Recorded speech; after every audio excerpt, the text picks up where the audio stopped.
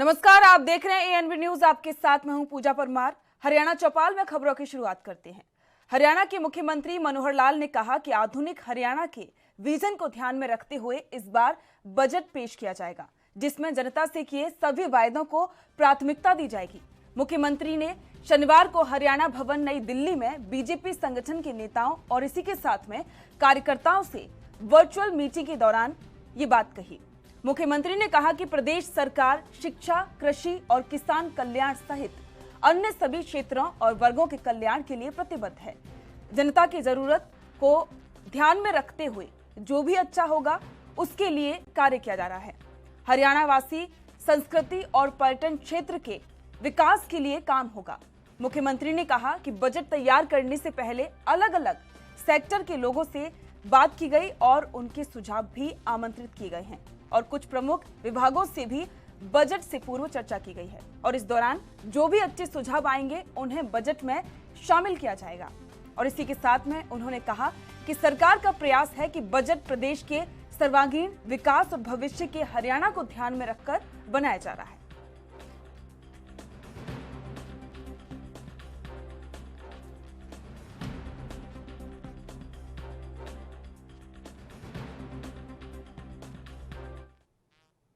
Rohtak IMT में नया footwear cluster बनाया जाएगा, बशर्ते बहादुरगढ़ के फुटवियर उद्यमी सरकार से सहमति प्रकट कर रहे हैं।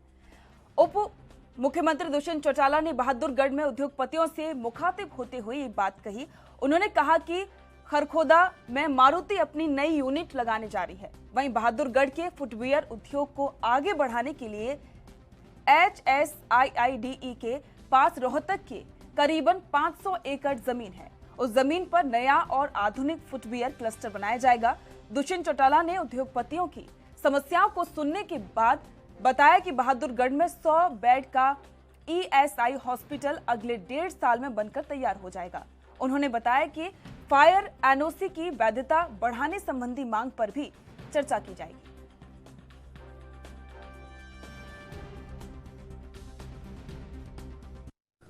जो हमारा chambers of commerce and industry है और साथ में जो फुटवेयर पार्क एसोसिएशन है, इनकी कई लॉन्ग पेंडिंग समस्याएं भी थी, चाहे वो इनके सड़कों की और सीवरेज की हो। एक इनकी डिमांड भी थी। आज हमने ऑफ़र दिया है कि हम 500 से 600 एकड़ जो हमारा रोहतक का IMT है उसके अंदर फुटवेयर क्लस्टर के लिए ईयरमार्क कर सकते हैं, अगर सबकी सहमति हो और सारी एसोसिएशन अपना एक्सप्रेशन ऑफ इंटरेस्ट हमें देने का काम करे। क्योंकि जिस तरीके से नॉन लेदर फुटवेयर में इंडिया ने अपनी छाप बनाई है और ख़ास तौर पर उसका भी 70% हिस्सा हरियाणा ने लिया है, तो हमारे लिए तो एक बहुत लेबर इंटेंसिव कार्य है। और मिलकर हरियाणा प्रदेश के जो हमारे टेक्निकल इंस्टीट्यूट्स हैं, चाहे वो पॉलिटेक्निक्स हों, चाहे वो हमारे इंजीनियरिंग कॉलेजेस हो और साथ में ITIs हो, उनके साथ भी इनकी एसोसिएशन का टाइप कराकर प्राथमिक तौर पे जो 3 ज़िले हमारे साथ लगते हैं उनके ITIs के अंदर इक्विपमेंट इनकी मदद से लेटेस्ट हम पहुँचाएँ, जिससे फुटवेयर मैन्युफैक्चरिंग की जो डिमांड है उसके अंदर लेबर प्रॉपरली मिल पाए। आज के दिन इनको भी समस्या आई थी कोविड के लॉकडाउन में, जब लेबर इनको नहीं मिली और बहुत बड़ी मारामारी पड़ी थी, तो इनके भी एक्सपोर्ट्स इफ़ेक्ट हुए थे। लोकल लेबर होगी तो साथ में मदद भी इनको मिलेगी और एक्सपोर्ट्स के अंदर भी हमें भी प्रगति दिन प्रतिदिन। इसमें सर्वे चल रहा है, 4 शहरों में हमने सर्वे करवाया है और गुड़गांव में तो 2 इंडस्ट्रियल एसोसिएशन को मैंने खुल के कहा कि आप अपने लेवल पे सर्वे कराकर उसकी रिपोर्ट गवर्नमेंट को दे दें। जितनी जल्दी देंगे हम वेरीफाई कराकर सुविधाएँ देने का भी, उसके अंदर क्या कॉस्टिंग आती है, क्या डेवलपमेंट चार्जेस होंगे, वो उनके साथ चर्चा करके निपटा सकते हैं। हमारा ये प्रयास है कि ऑर्गेनाइज्ड जगह इंडस्ट्री डेवलप हो, क्लस्टर्स बने और उसके लिए आगामी दिनों में हम हमारी जो क्लस्टर स्कीम है 1 ब्लॉक 1 प्रोडक्ट वाली, उसको भी लॉन्च करने का काम। हरियाणा के गृह मंत्री अनिल विज ने आम आदमी पार्टी को धोखेबाज पार्टी करार दिया है और साथ ही उन्होंने कांग्रेस को भी घेरते हुए कहा कि उनके नेता पाक प्रेम को हर बार जग जाहिर करते हैं। और क्या कुछ कहा, सुनिए। आम आदमी पार्टी एक धोखेबाज पार्टी है और पंजाब गुरुओं की धरती है। पंजाब के लोग किसी भी धोखेबाज पार्टी को मतदान नहीं कर सकते। दूसरी पार्टी कांग्रेस पार्टी है। कांग्रेस पार्टी का भारत के दुश्मन पाकिस्तान से प्रेम सर्वविदित है। इनके प्रदेश के नेता, विशेष तौर से सिद्धू जी, बार बार पाकिस्तान प्रेम का इजहार करते हैं और इनके राष्ट्रीय नेता राहुल गांधी जी भी बार बार पाकिस्तान पक्ष की बात को करते हैं।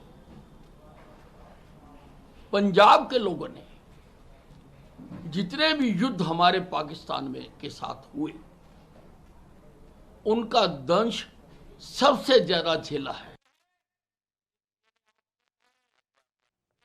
सनातन धर्म कॉलेज अंबाला कैंट में ऑल फ्लावर फेस्टिवल सीजन 5 का आयोजन किया गया, जिसमें हरियाणा के गृह मंत्री अनिल विज ने मुख्य अतिथि के रूप में शिरकत की और इस मौके पर उन्होंने दावा किया कि पंजाब में होने वाले चुनाव में बीजेपी की जीत निश्चित होगी।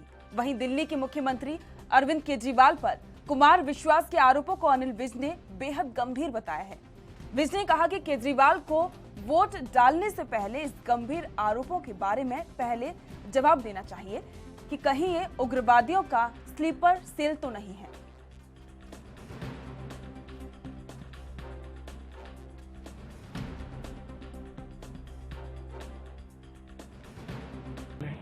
नहीं, भारतीय जनता पार्टी जीतेगी।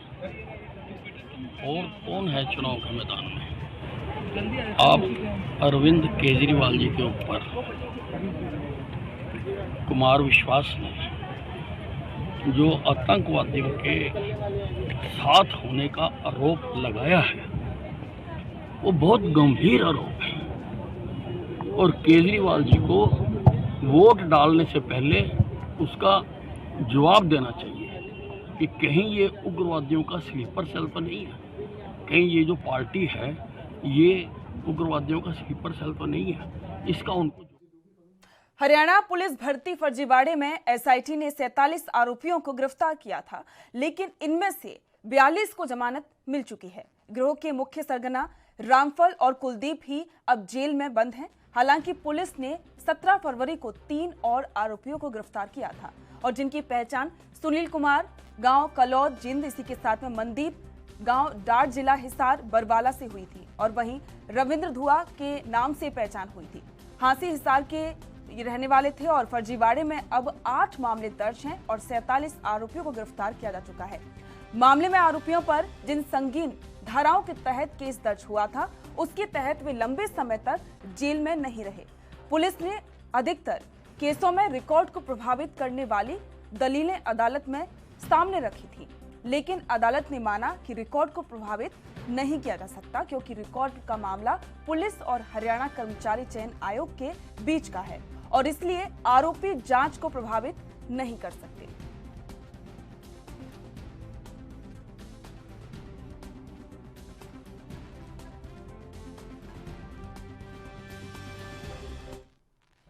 राजस्थान के जयपुर से 14 फरवरी को आरंभ हुई मैराथन दौड़ का रेवाड़ी पहुंचने पर लोगों ने स्वागत किया। स्वास्थ्य के प्रति जागरूक करने, कोरोना रोधी टीकाकरण कराने, सामाजिक चेतना जागृत करने के उद्देश्य से कुछ युवाओं ने राजस्थान के जयपुर से दिल्ली के इंडिया गेट तक मैराथन दौड़ जागरूकता अभियान शुरू किया है। प्रतिदिन 42 किलोमीटर की दौड़ लगाने के बाद अगले दिन फिर से अगली यात्रा शुरू करते हैं और इसी के साथ रेवाड़ी के दिल्ली रोड स्थित रेजांगला स्मारक पर पहुंचने पर स्थानीय लोगों ने उनका जोरदार स्वागत किया और इस दौरान उन्होंने मैराथन में शामिल युवाओं को स्वास्थ्य के साथ अहीर रेजिमेंट की मांग भी उठाने का आह्वान करते हुए नारेबाजी भी की।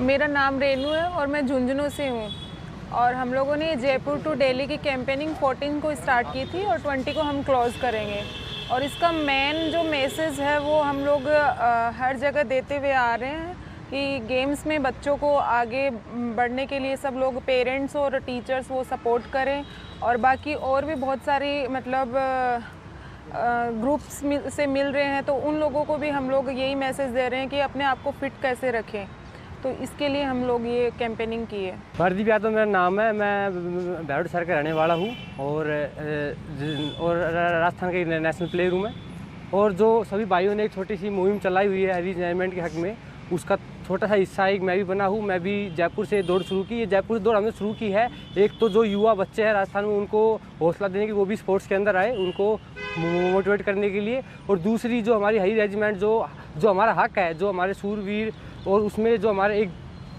दादाजी है वो भी 1961 के युद्ध में शहीद हुए थे, श्री राम जी, वो भी, और उनके हक के लिए मैं ये लड़ाई लड़ रहा हूँ और दिल्ली तक मैं दौड़ के जाऊँगा। ये मैंने बस पूरे जो भी हमारे ये यादव समाज है उसके लिए, और जो बच्चे हैं हमारे राजस्थान के जो खेल में आगे बढ़ना चाहते हैं उनके लिए हमने और मेरी पूरी टीम ने ये दौड़ शुरू की है।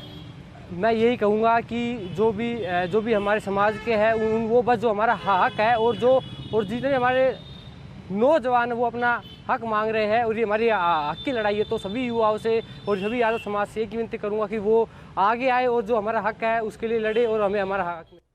रेवाड़ी जिले में अपनी 10 सूत्रीय मांगों को लेकर आशा वर्कर्स ने जिला सचिवालय रेवाड़ी पर प्रदर्शन कर जिला उपायुक्त के माध्यम से मुख्यमंत्री के नाम ज्ञापन सौंपा। उन्होंने कहा कि कोई भी सरकारी काम, चाहे वो कोरोना काल में मरीजों की सेवा हो या फिर गर्भवती महिलाओं को अस्पताल पहुंचाने की बात हो, हर मौके पर आशा अग्रिम पंक्ति में नजर आती हैं। इसके बावजूद उन्हें ना तो सरकारी कर्मचारी का दर्जा मिला और ना ही इन्हें 7वें वेतन आयोग के तहत न्यूनतम वेतन 24,000 मिल रहा है। उन्होंने जल्द से जल्द मांगे पूरी करने की मांग की है। हमारा सबसे पहली डिमांड है कि 7वें वेतन आयोग में आशा का कोई जिक्र नहीं है। हम आशा जो है वो वैसे स्वास्थ्य के अंदर रखे गए हैं, वैसे स्वास्थ्य में हमारा कोई जिक्र नहीं है। 7वें वेतन में हमको नहीं लाया गया, तो हमें भी उसमें शामिल किया जाए। दूसरा है, सरकार जब 24 घंटे हम दिन रात सरकार का काम करते हैं तो हमें सरकारी कर्मचारी माना जाएगा। अगर रात को कोई डिलीवरी आती है, हम रात को उसके साथ जाते हैं। बच्चे बूढ़े माँ बाप को छोड़कर, उन्हें खाना खाया नहीं खाया किस हालत में है, सबको छोड़ के हम डिलीवरी के साथ जाते हैं। तो जब हम 24 घंटा सरकार का काम करते हैं तो हमें सरकारी कर्मचारी घोषित किया जाए। जब तक हमें सरकारी कर्मचारी घोषित नहीं किया जाता तब तक हमारा न्यूनतम वेतन 24,000 रुपए लागू किया जाए। लंबे समय से चल रहा आशा वर्कर्स का धरना प्रदर्शन चर्चा में आ गया है। आशा वर्कर्स के समर्थन में सर्व कर्मचारी संघ हरियाणा भी जुड़ गया है। जिला सचिव CITU से बातचीत करने पर उन्होंने जानकारी देते हुए बताया कि अनिल विज के गृह निवास पर आशा वर्कर्स का विरोध प्रदर्शन था। इनके प्रदर्शन को बंद करने के लिए और उनकी बात न सुनने के लिए सरकार ने आशा वर्कर्स को जगह जगह पर प्रताड़ित किया और उनके कई साथियों को पुलिस ने गिरफ्तार भी कर लिया है। इसी के साथ में प्रदर्शनकारियों का कहना है कि सरकार उनके बात करने के लिए तैयार नहीं है, जिससे कि उनकी परेशानी बढ़ती जा रही है।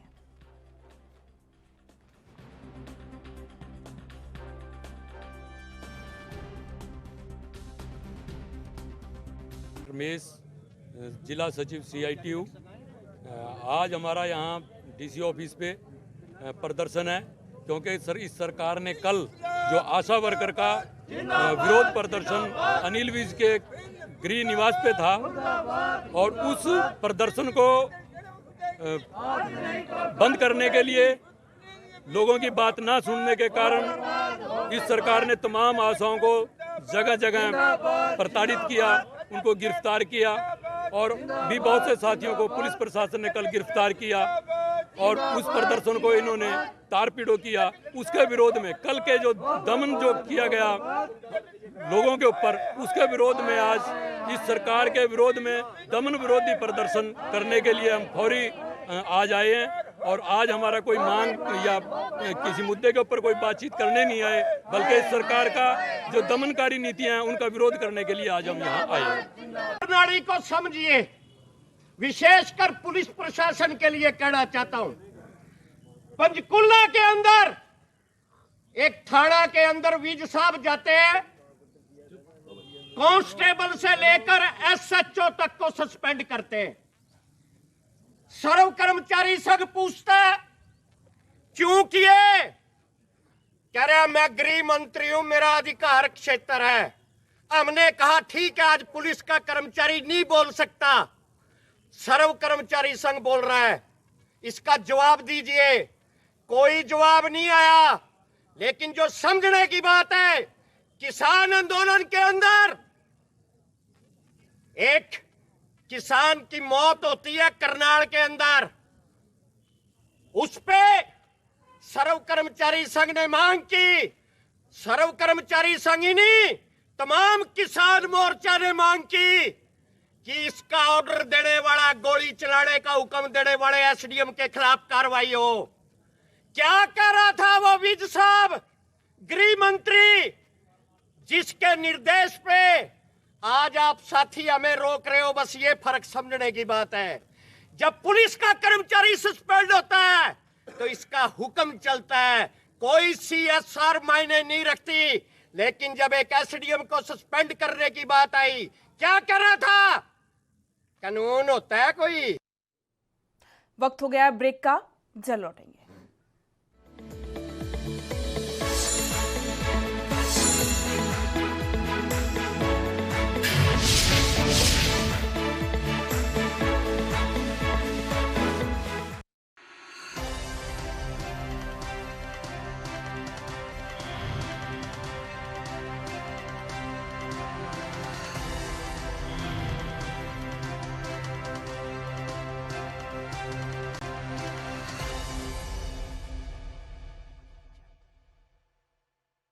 कम ब्रेक और ज्यादा खबरों के साथ देखिए ANP news in channel number पर।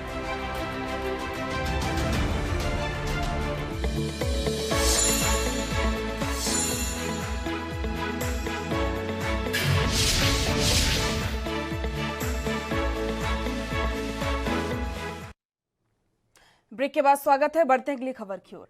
सरकार की नीतियों पर कांग्रेस के प्रदेश कोषाध्यक्ष रोहित जैन ने रोष प्रकट करते हुए कहा कि सरकार की नीतियां हर वर्ग को प्रताड़ित कर रही हैं। प्रदेश में हजारों की संख्या में आशा वर्कर पिछले काफी समय से अपनी मांगों को लेकर जिला मुख्यालय और सरकार के नुमाइंदों के आवास पर प्रदर्शन कर रही हैं, लेकिन सरकार ने उनकी मांगों को पूरा नहीं किया है। सरकार के दमनकारी रवैये ने महिला सशक्तिकरण के सारे दावों को फेल कर दिया है। उन्होंने कहा कि कांग्रेस पार्टी आंगनबाड़ी वर्कर्स और हेल्पर्स के संघर्ष के साथ खड़ी है और उनके न्याय के लिए हमेशा उनके साथ है।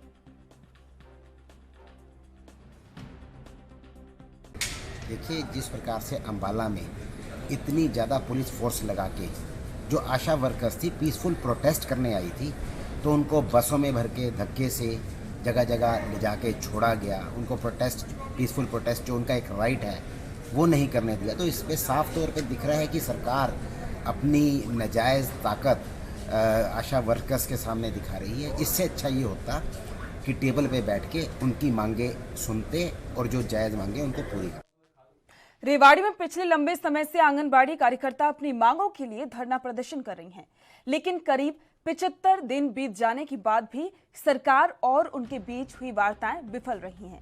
हालांकि आगामी 21 फरवरी को उनकी एक बार फिर से सरकार से वार्ता होगी, जिसमें उन्हें उम्मीद है कि उनकी मांगें पूरी की जाएंगी।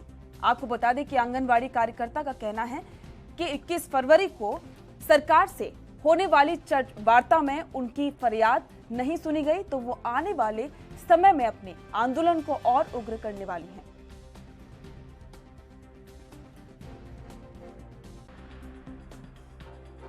पिछहत्तर दिन से हड़ताल का, और हम करनाल भी गए थे, वहाँ 12 बजे वहाँ से आए थे। और यहाँ आने के बाद में भैया में पता चला, वो सुना मैं कि भैया 18 तारीख ने सीएम तालमेल कमेटी को बुला रहे हैं, प्रधान सचिव को, लेकिन उन उसके बाद में वो 18 तारीख कैंसिल कर दी। और उसके बाद फिर हमने मतलब जोरों शोरों से धरना चालू कर दिया। कल ये पता चला 21 तारीख ने सीएम फिर बुला रहा है हमारी तालमेल कमेटी ने, यूनियन की प्रधान सचिव ने। अगर हमारी 21 तारीख ने हमारे पक्ष में फायदा होता है तो हम खट्टर साहब का माला गाल कर उनका स्वागत करांगे।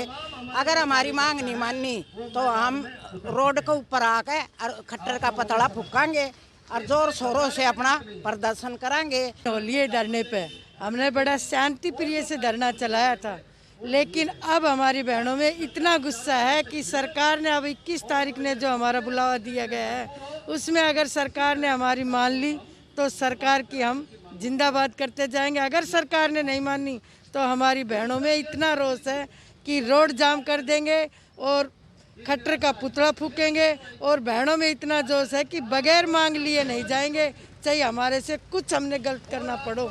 इससे आगे की कार्रवाई तेज होगी और ऐसे आराम से धरना नहीं देंगे सरकार को हिलाकर।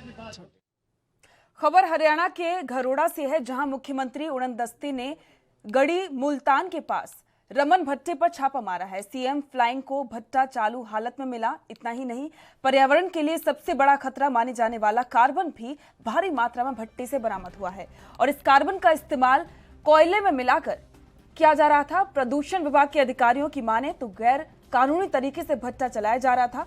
कार्बन भी यहां से मिला है। कार्बन को कब्जे में लिया जाएगा और आगामी कार्रवाई अमल में ली जाएगी। एनजीटी के आदेश के अनुसार 1 मार्च तक हरियाणा में ईंट भट्टे बंद किए गए हैं, लेकिन कुछ भट्टा मालिक सरकारी आदेशों को ठेंगा दिखाकर कार्य कर रहे हैं।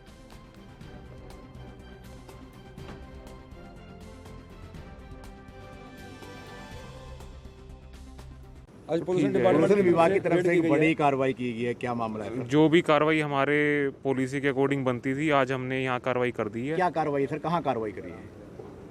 जो भी आज की कार्रवाई थी वो हो गई है, बाकी जो आगे की कार्रवाई होगी वो एज पर पॉलिसी हो जाएगी। भट्टे का नाम क्या है? Thank you. भट्टे का नाम क्या है सर? बड़ा छापा भट्टे पर किस प्रकार की कार्रवाई है, क्या अनियमितता पाई गई है? सूचना ये मिली थी कि भट्टा चालू है, जबकि एनजीटी के तरफ से आदेश है कि भट्टे नहीं चलाए जाएंगे। उसके बाद भी भट्टे लगातार चल रहे थे, तो उसके लिए रेड की गई थी। भट्टा चालू हालत में मिला है। डीएफएससी डिपार्टमेंट है, फूड एंड सप्लाई वाले, और साथ में पॉल्यूशन डिपार्टमेंट है। तो कार्बन वगैरह भी मिला है? कार्बन पड़ा है काफ़ी, तो उसके लिए एनजीटी वाले अपना ये पॉल्यूशन डिपार्टमेंट कार्रवाई करेगा। तो कार्बन यहीं पर पड़ा रहेगा या उठा के लेके जाएंगे इसको? वो जैसी कार्रवाई पॉल्यूशन डिपार्टमेंट बताएगा उस तरह से करेंगे। तो भट्टा सील वगैरह किया जा रहा है या क्या? सील नहीं किया जा रहा है जी। डीएफएससी डिपार्टमेंट जो है उनको नोटिस देंगे, उसके बाद अगर इन्होंने भट्टा बंद नहीं किया तो उसके बाद एफआईआर होगी। तो सीएम फ्लाइंग की अध्यक्षता में एक कार्रवाई, बड़ी कार्रवाई की है, लेकिन विडंबना ये है कि भी कट्टों की गिनती भी नहीं है और किसी प्रकार का मामला क्वांटिटी दी है उसमें, कितना माल पड़ा है ये बताइए भाई, कितना है अपना पॉल्यूशन डिपार्टमेंट बताएगा। 40 टन के आसपास, लगभग 40 टन के आसपास बता रहे हैं कार्बन है जी। ये क्या मामला है और किस प्रकार की कार्रवाई अमल में लाएगी? ऐसा है, यहाँ पे ना संयुक्त टीम थी सीएम फ्लाइंग के साथ हमारी, तो भट्टा चालू हालत में पाया गया। कौन सा भट्टा है सर? रमन भट्टा, रमन भट्टा कंपनी के नाम से, गढ़ी मुल्तान एड्रेस है इसका, ग्रोंडा में पड़ता है ये। और जैसे भी कार्रवाई होगी अग्रिम कार्रवाई करवाएंगे। किस प्रकार की मामला क्या था? मामला क्या था? किस प्रकार की अनियमितता पाई गई है जिस प्रकार से जांच की गई है? इसमें ये भट्टा चालू हालत में पाया गया, जबकि ये चालू हालत में नहीं पाना चाहिए था सरकारी हिसाब से। ये 1 मार्च तक तो है ही है। तो इन लोगों उसके पहले अगर कोई सरकारी आदेश आते तो पहले भी खोल सकते हैं, बाकी फिलहाल के लिए बिल्कुल बंद थे। इन लोगों के पास कोई नोटिस वगैरह नहीं था इस प्रकार का है कि भी भट्टे बंद होने चाहिए?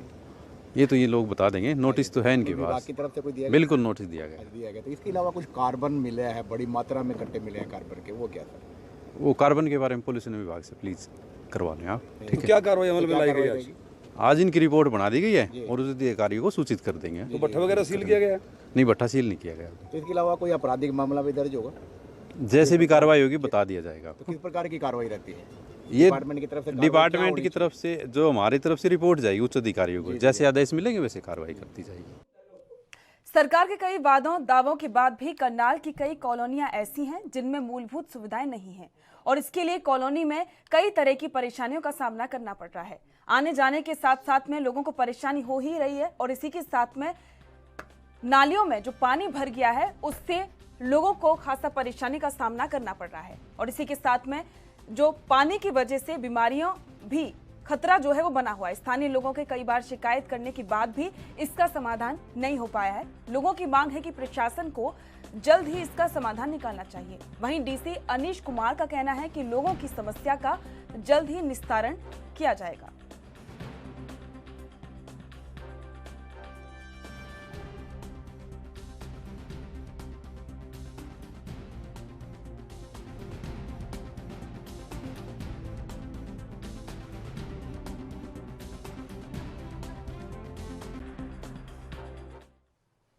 करनाल कुरुक्षेत्र जिले की सीमा पर करनाल जिले में स्थित मन्नत स्टार ढाबा पर आने वाले ग्राहकों पर ढाबा पर काम करने वाले कर्मचारी किस तरह हमला करते हैं और किस तरह छेड़छाड़ की शिकायत करने पर ढाबे का स्टाफ इस परिवार पर टूट पड़ता है, ये सब देखने के लिए आप इस वीडियो को जरूर देखें। गांव समाना बाहू में बने मन्नत ढाबे पर यह हादसा 13 फरवरी की देर रात को हुआ, जब रवि अपने परिवार और अपने पारिवारिक मित्रों के साथ में यहां पर खाना खाने पहुंचा था और इसी बीच काम करने वाले स्टाफ की बदतमीजी की शिकायत रिसेप्शन पर करता है तो वहां पर मौजूद शख्स काउंटर से डंडा निकालकर टूट पड़ता है और ढाबे पर खाना खाने आए लोगों से मारपीट शुरू कर दी।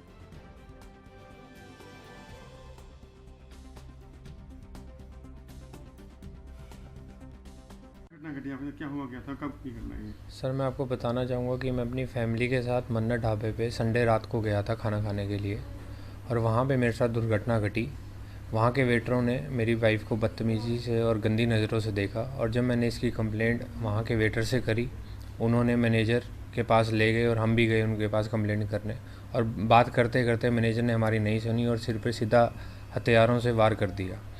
मेरे सिर पे बहुत ही गंभीर चोट आई है। उसके अलावा मेरे गले से 2 सोने की चेन भी गायब हैं और ये सब सारा पूरा घटना सीसीटीवी कैमरा में कैद है। इसके अलावा जो मेरे दोस्त वहाँ रह गए थे उनको उन्होंने कम से कम 45 मिनट तक मारा और मैं आप सबसे प्रार्थना करता हूँ कि वहाँ ना जाएं और मैं सरकार से और पुलिस से ये अनुरोध करता हूँ कि इसका मेरे को बहुत अच्छे से इस केस को सॉल्व करने के लिए मेरी हेल्प करें और मेरी सुरक्षा के लिए इंतज़ाम करें, क्योंकि मुझे अब सेफ फील नहीं हो रहा और पुलिस ने अब तक कोई कार्रवाई भी नहीं करी है। सर कब की घटना है, कितने दिन हो चुके हैं? सर ये संडे रात की घटना है, मतलब मंडे मॉर्निंग की घटना है और आज 4 दिन हो चुके हैं। 16 तारीख को एसपी साहब से रिक्वेस्ट करने के बाद ये FIR दर्ज हुई है और उसमें भी उन्होंने प्रॉपर चार्जेस नहीं लगाए गए हैं। तो मैं पुलिस से अनुरोध करता हूं कि प्रॉपर चार्जेस लगाएं और सबको अरेस्ट किया जाए। अब तक कोई भी अरेस्ट नहीं हुआ है और मैं सेफ फील नहीं कर रहा हूं।